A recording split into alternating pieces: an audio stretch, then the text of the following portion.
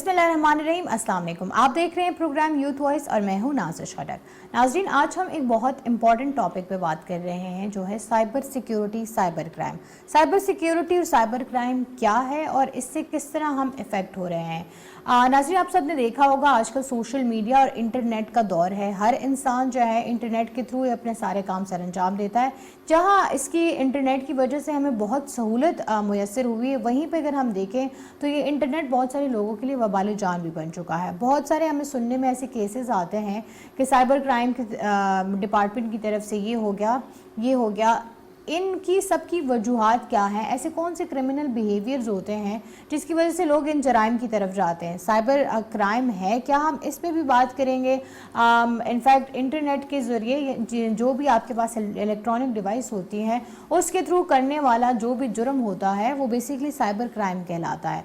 उसकी कितनी अक़साम होती हैं या वो किस तरह जो है आजकल तेज़ी से बढ़ रहा है, और AI का स्पेशली इसमें क्या कंट्रीब्यूशन है या हो सकती है आगे आने वाले दौर में। हमारे साथ मौजूद है डॉक्टर मजहर इकबाल भट्टी साहब, चेयरमैन है डिपार्टमेंट ऑफ साइकोलॉजी के इस्लामिक यूनिवर्सिटी में। अस्सलाम वालेकुम सर। वालेकुम अस्सलाम जी। क्रिमिनल बिहेवियर जो है वो बच्चों में क्यों आता है? उनकी जो बेस बन रही होती है तो ज़ाहिर है कोई उनको ये बताया तो नहीं जाता कि आपने इस तरह का बिहेवियर करना है, राइट?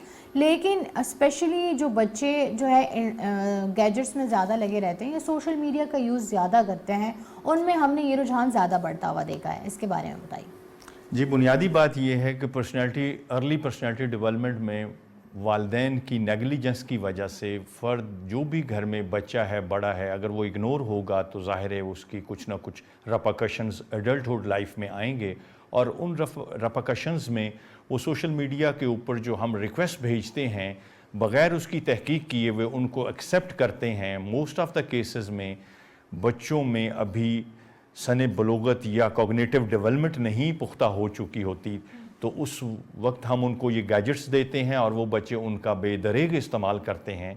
और अक्सर औक़ात ये देखा गया है कि उनको इस बात का इल्म नहीं होता कि ये रिक्वेस्ट किस तरह की है, क्या हमें इसको यस करना चाहिए या नो करना चाहिए। बहुत ज़्यादा गेम्स में इन्वॉल्व होते हैं बच्चे, गेम्स से ज़ाहिर उनको प्लेयर मिलती है और वो समझते हैं कि बाकी रिक्वेस्ट जो आ रही हैं उनमें भी कोई मज़े की प्लेयरेबल एक्टिविटी है जिसकी वजह से वो उधर इंडल्ज होते हैं। लेटेस्ट रिसर्चेस यही इंडिकेट करती हैं कि हमें बच्चों के ऊपर चेक एंड बैलेंस रखना चाहिए। अगर वो पॉजिटिव एक्टिविटी परफॉर्म कर रहे हैं तो उसको इनकरेज करना चाहिए। अगर वो इस तरह की नेगेटिव एक्टिविटी, और स्पेशली ये जो डिजिटल वर्ल्ड है इसके अंदर भी हमें अपने बच्चों की परवरिश के अय्याम में और सालों में उनके ऊपर हमें चेक रखना होगा। बिकॉज जब वो अपना डिजिटल गैजेट कोई भी ओपन करता है तो फिर हर चीज़ उसके एक्सेस में है। True that. तो ये बताइए कि जो सोशल मीडिया का इन्फ्लुएंस है या किसी की किरदार साजी में सोशल मीडिया का किरदार कितना अहम हम आजकल देख रहे हैं। डिजिटल दुनिया में जितने गैजेट्स हैं इनको आप पॉजिटिवली इस्तेमाल करेंगे तो आप बहुत ज़्यादा दुनिया में तरक्की कर सकते हैं। बुनियादी बात यह है कि बच्चा नेगेटिवली इंक्लाइंड क्यों होता है, इनको नेगेटिवली इस्तेमाल क्यों करता है, तो उसके जवाब में ये है कि बच्चों को जब हम घर में इग्नोर करते हैं, चेक एंड बैलेंस नहीं रखते, या बच्चों से उनकी शेयरिंग नहीं लेते या उनका इनपुट नहीं लेते, और मोस्ट ऑफ द केसेस में हमारे पास जब बच्चे लाए जाते हैं इलाज के लिए तो उसमें पेरेंटल रोल ज़्यादा डोमिनेंट नहीं होता, वो रिसेसिव होता है। मैं समझता हूँ कि पेरेंटल रोल जो है दैट शुड बी एक्टिवेटेड, और जब उसको एक्टिव होगा तो बच्चे की हेल्दी पर्सनैलिटी डेवलपमेंट होगी।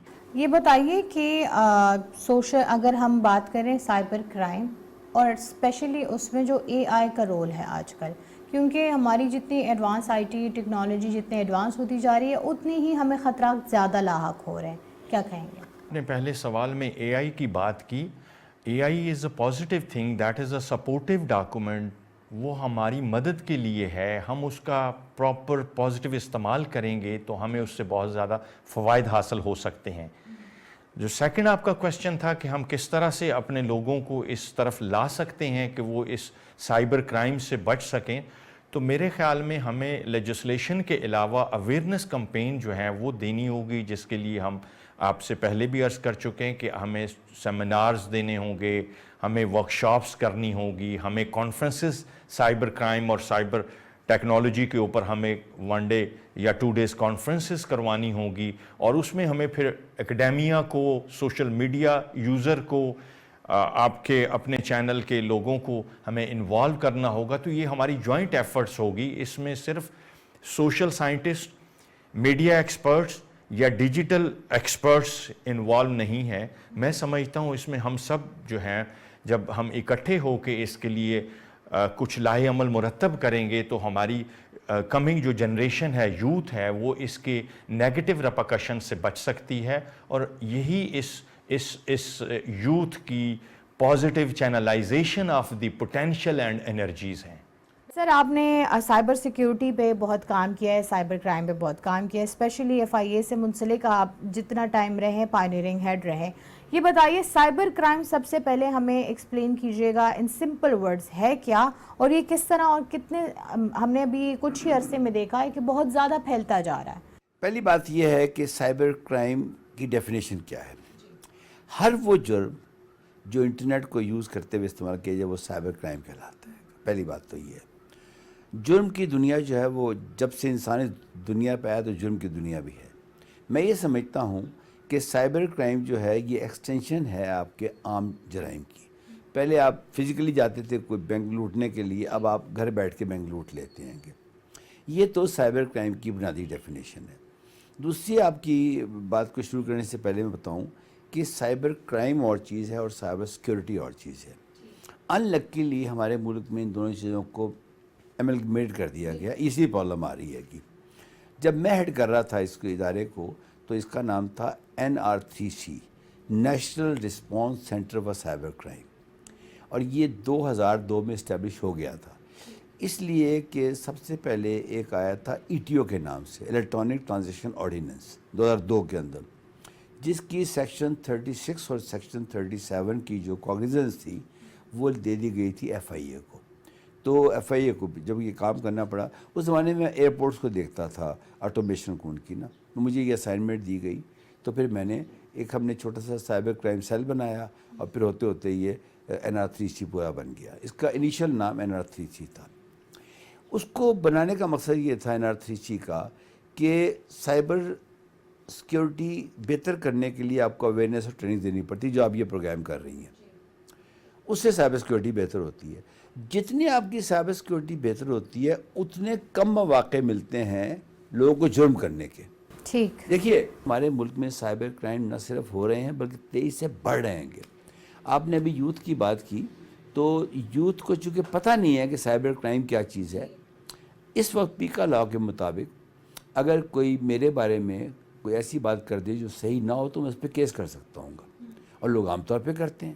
پھر وہ کچھ جگہ خواتین کے بارے میں کرتے ہیں تو ان کے ماں باپ یا بہن بھائی کہتے ہیں چھوڑو یار کیا کرنا، لیکن وہ جرم ہے. یقین کریں اس وقت اگر آپ سائبر کے اوپر میرے بارے میں کچھ ایسی معلومات ڈال دیں صحیح نہ ہو، ایون وہ صحیح بھی ہو اور میں اسے ڈس ایگری نیچرلی کروں گا تو وہ جرم ہے وہ، اور یہ پیکا لاء کے مطابق ہے. جی اگر آپ کی مطلب اجازت کے بغیر کوئی آپ کے بارے میں انفارمیشن بھی لیک کرتا ہے تو ہاں بڑے اچھا ڈیفائن کیا، اجازت کے بغیر. بالکل ایسا ہی ہے. سب سے پہلے جو ہے کیسے آپ کو اس چیز کا اندازہ ہو جاتا ہے کہ کمپنی جو ہے وہ ہیک ہو چکی ہے، یا وہ کس حد تک جو ہے ان کے لیے آپ کہہ سکتے ہیں کہ بہت ایک خطرناک چیز ہو سکتی ہے؟ میں 2-3 قسمیں بتا کے مثال دے کے واضح کروں گا. ایک ہوتا ہے رینسم ویئر، وہ ڈائریکٹ ہوتا ہے. کوئی آپ کے اکاؤنٹ کو ہیک کر لے گا اور اس کے بعد کریڈینشیل چلے جائیں گے اس کے، پھر وہ آپ کو میسیج کرے گا کہ دیکھیں آپ کا اکاؤنٹ میرے پاس آ گیا، میں کچھ بھی ڈال سکتا ہوں گا. دوسری قسم یہ ہوتی ہے کہ کوئی آپ کے سسٹم کو ہیک کر لیتا ہے. فار ایگزامپل یہ میرا آفس ہے جہاں بیٹھی ہیں، اس میں جو سسٹم لگا ہوا ہے اس کو ہیک کر لیتا ہے. اسے کہتے ہیں مین ان دی میڈل اٹیک. اب میں اپنے سسٹم کے ذریعے کراچی آفس سے بات کر رہا ہوں تو کوئی بیچ میں سن رہا ہے، میں اسے کہہ رہا ہوں یار یہ کل فلاں ڈیل کرو، یہ پرائس تو کوئی وہ اور بھی سن رہا ہے. اس کی یہ ڈفرینٹ ڈیفینیشن ہے. اسے سن کے نا میری معلومات کو میرے مخالفین تک پہنچا رہا ہے، ان لوگوں تک جو کر رہا ہے. تیسری چیز ہوتی ہے پرسنل، جیسے آپ کا فیس بک اکاؤنٹ ہے یا انسٹاگرام ہے، لنکڈ ان ہے، کوئی اس کو ہیک کر لیتا ہے گا. جب اس کو ہیک کر لیتا ہے تو پھر وہ آپ کو ذاتی طور پہ اس کی انٹینشن دیکھنی پڑتی ہے.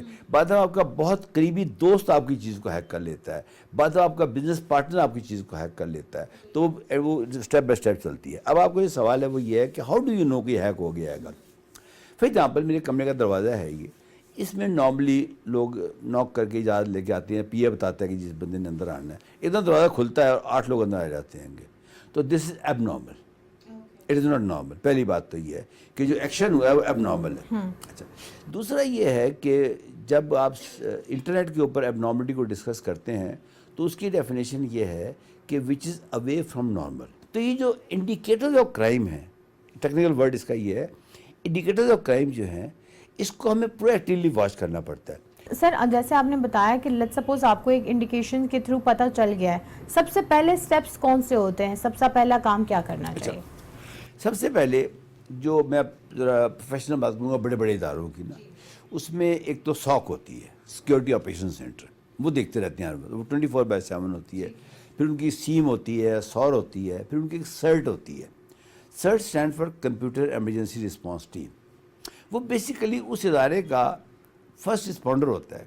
تو سائبر کرائم کا جو فرسٹ رسپونڈر ہے وہ سرٹ ہوتی ہے عام طور پہ, یعنی کہ وہ اب نیشنل سرٹ بن چکی ہے پاکستان کی, پہلے نہیں تھی, اتفاق سے ہم نے ایک بنائی تھی اس زمانے میں پائسا سرٹ کے نام سے, وہ خیر چلی نہیں, اب ہم اس کو پرائیویٹ سیکٹر میں لے آئے ہیں, لیکن I am very happy government CERT بن چکی ہے. ایک ہوتی ہے ری ایکٹیو سائبر سیکورٹی, کہ اب واقعہ ہو گیا اور اب آپ اس میں سر پیٹ رہے ہیں بیٹھے ہوئے. ایک ہوتی ہے پرو ایکٹیو سائبر سیکورٹی. میں تھوڑا سا کا فرق بتاؤں گا. پرو ایکٹیو کیا ہوتی ہے کہ آپ کو پہلے پتہ ہوتا ہے یہ ہونے والا ہے.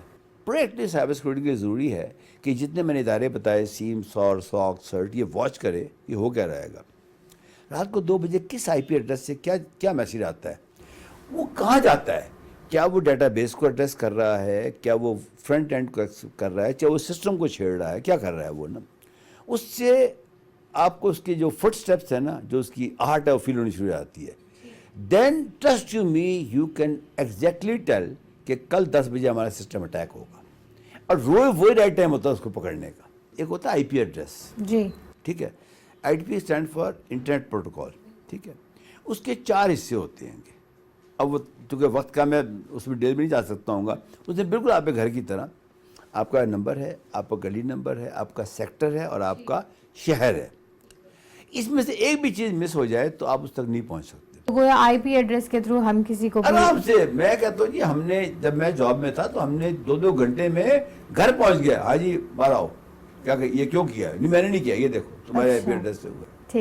ٹھیک, یہ بھی بڑی بات ہے. لیکن سر اچھا, یہ آئی پی ایڈریس کی آئیڈینٹیفیکیشن کیسے, شناخت کیسے کرتی؟ آئی پی ایڈریس ہوتا کیا ہے بیسیکلی, جب یہ انٹرنیٹ بنا تھا تو ایک ادارہ تھا امریکہ کے اندر, انہوں نے یہ ساری چیزیں بنائی تھی, اسے کہتے ہیں اسکیم آف تھنگس. اس کے اندر انہوں نے کہا کہ جی کسی تک پہنچنے کے لیے کسی نے کیا کیا ہے, یہ کرنا پڑے گا. اسی طرح آئی پی ایڈریس کے 4 حصے ہوتے ہیں. جو پہلا حصہ ہوتا ہے وہ دوسرے پہ ڈیپینڈ کرتا ہے, دوسرا حصہ تیسرے پہ ڈیپینڈ کرتا ہے, اور تیسرا جو چوتھے پہ ڈیپینڈ کرتا ہے. وہ جو آخری والا ہوتا ہے نا, جو لیفٹ سائڈ پہ ہوتا ہے, اس میں عام طور پہ لکھا ہوتا ہے 203. آپ کوئی بھی آئی پی ایڈریس دیکھ لیں, 4 حصے ہوتے ہیں. 105. اس سے پتہ چلتا ہے یہ ملک کون سا ہے. ہر ملک کو ایک ہوتا ہے TLD, ٹاپ لیول ڈومینز, وہ ایلوکیٹ ہوتے ہیں, اور وہ ایلوکیٹ جہاں سے ادارہ ہے وہی کرتا ہے. ٹھیک ہے, ہر ملک کو ایک بلاک مل جاتا ہے کہ یہ تمہارا بلاک ہے. وہ پھر ان بلاک کو ایلوکیٹ کرتا ہے ISPs کو, پھر ISPs ایلوکیٹ کرتے ہیں اپنے یوزرز کو, اور یوزرز پھر ایلوکیٹ کرتے ہیں اپنے کلائنٹس کو. تو یہ پوری ایک سیڑھی ہے. تو یہ ڈومین لیول پہ سے لے کر اچھا, یہ ریزالو کیسے ہوتا ہے؟ جب آپ لکھتی ہیں کمپیوٹر پہ, جب آپ کوئی سرچ کرتی ہیں, آپ کہتی ہیں www.abc.com.pk فار ایگزامپل. اب اس ویب سائٹ کا جو URL ہے نا, that is called universal record locator, اس کو URL کہتے ہیں. یہ URL جی وہ جاتا ہے اپنے DNS سرور کے اوپر. DNS سرور کیا ہوتا ہے؟ ڈومین نیم سرور. بالکل. جب یہ ڈومین رجسٹر ہوا ہوگا تو اس کو کسی نے رجسٹر کرایا ہوگا. بالکل. وہ کوئی انسان ہوگا, اس کی چیزیں ہوں گی. اچھا, اس کے بعد اس بندے نے کون سا آئی پی ایڈریس یوز کیا ہے وہ DNS بتاتا ہے. ٹھیک. جیسے اگر آپ نے اپنے آفس سے کیا اور آپ فار ایگزامپل نیٹل کا اکاؤنٹ یوز کر رہی ہیں یا PTCL کا یوز کر رہی ہیں, تو وہ جائے گا اس کے DNS کے اوپر. ٹھیک. DNS بتائے گا کہ یہ جو آپ نے URL بھیجا ہے یہ اس آئی پی ایڈریس کا ہے اور یہ اس کا ایڈریس ہے. ٹھیک. اچھا, اب ہوتا یہ ہے کہ پہلے DNS صرف دنیا میں ایک تھا جو کہیں امریکہ وغیرہ میں تھا. ساری دنیا کی ٹریفک وہاں جاتی تھی. اوکے. یہ آج سے 15-16 سال پرانی بات ہے, ایک ہی ہوتا تھا. تو ان پہ اتنا پریشر آ گیا کہ ان کے وہ چیزیں فیل ہونی شروع ہو گئی. تو انہوں نے کہا جی کہ ہر ملک اپنے ڈی این ایس لگا لے. ٹھیک. تو پاکستان نے بھی ایک ڈی این ایس لگا لیا کراچی کے اندر. اس کے بعد انہوں نے کہا جی اب ملک میں اتنا وہ بڑھ گیا ہے کہ اب آپ اس کو ڈی این ایس جو ہے وہ ڈومین مزید آپ آگے جا جوائنٹ جو آپ کے جوائنٹ سروس پرووائڈرز ڈیوائڈ کرتے جیسے ہمارے کیس میں نیاٹل ہے یا پی ٹی سی ہے یا 2-4 اور ہیں, صحیح. ان کو کہا یہ آپ نے ڈی این ایس لگا لی. تو جب آپ یورا ٹائپ کا سینڈ کرتی ہیں تو سب سے پہلے وہ جاتا ہے آپ کے اپنے ڈی این ایس کے اوپر جو اس ادارے کا ہوتا ہے, ٹھیک ہے, یعنی کہ جو جس کا آپ استعمال کر رہی ہیں. اگر وہ وہاں نہیں ملتا تو وہ جاتا ہے پھر کنٹری لیول کے اوپر. اوکے. وہ وہاں بھی نہیں ملتا اس کو تو پھر وہ جاتا ہے انٹرنیشنل. انٹرنیشنل. اور آپ یقین کریے یہ سارا کام 7 سیکنڈ میں ہوتا ہے.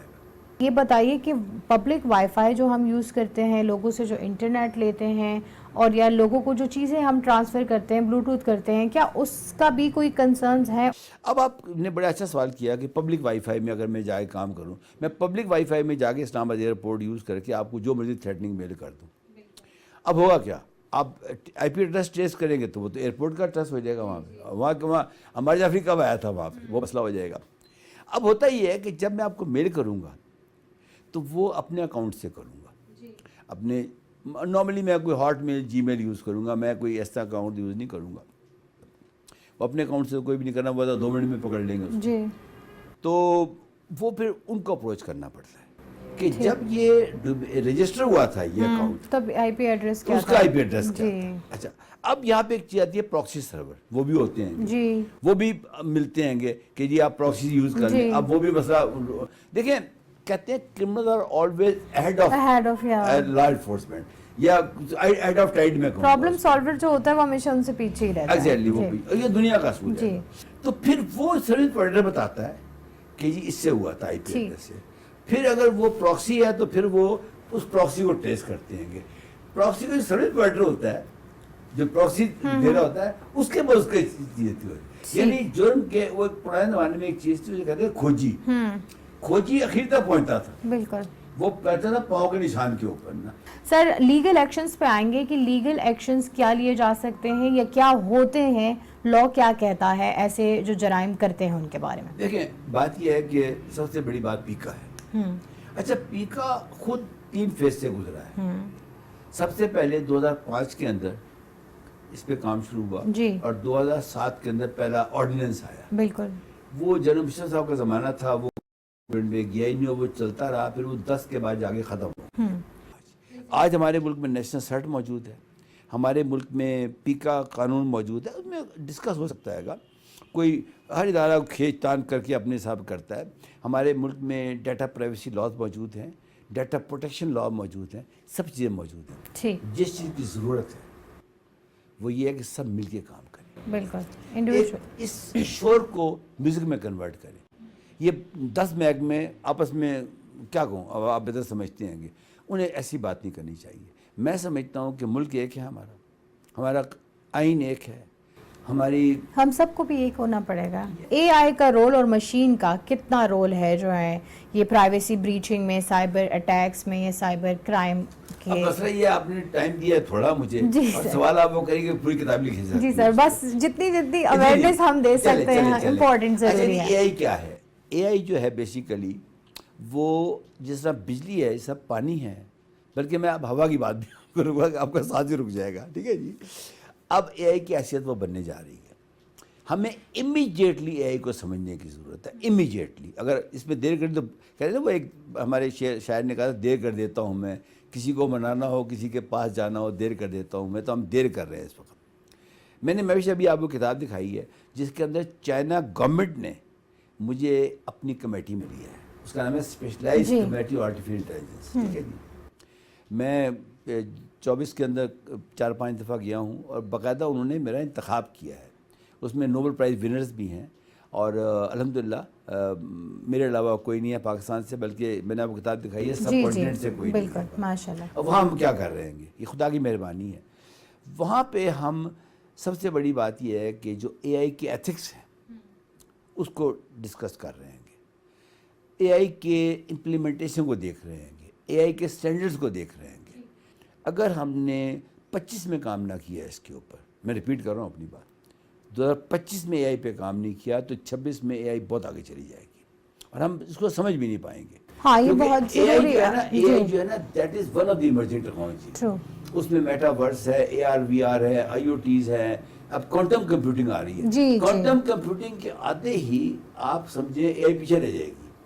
سر کیا میسج دینا چاہیں گے جو اس وقت ہمیں دیکھ سکتے ہیں, سن سکتے ہیں, کہ کتنی جو ہے یہ انٹرنیٹ کے سائبر کرائم سے ہمیں دور رہنا چاہیے اور انڈیکیشنز آنے پر ہمیں کیا جو ہیں وہ اقدامات اٹھانے چاہیے, اسپیشلی ہمارے نوجوان نسل کو جو ہاں گیجٹس میں ہی.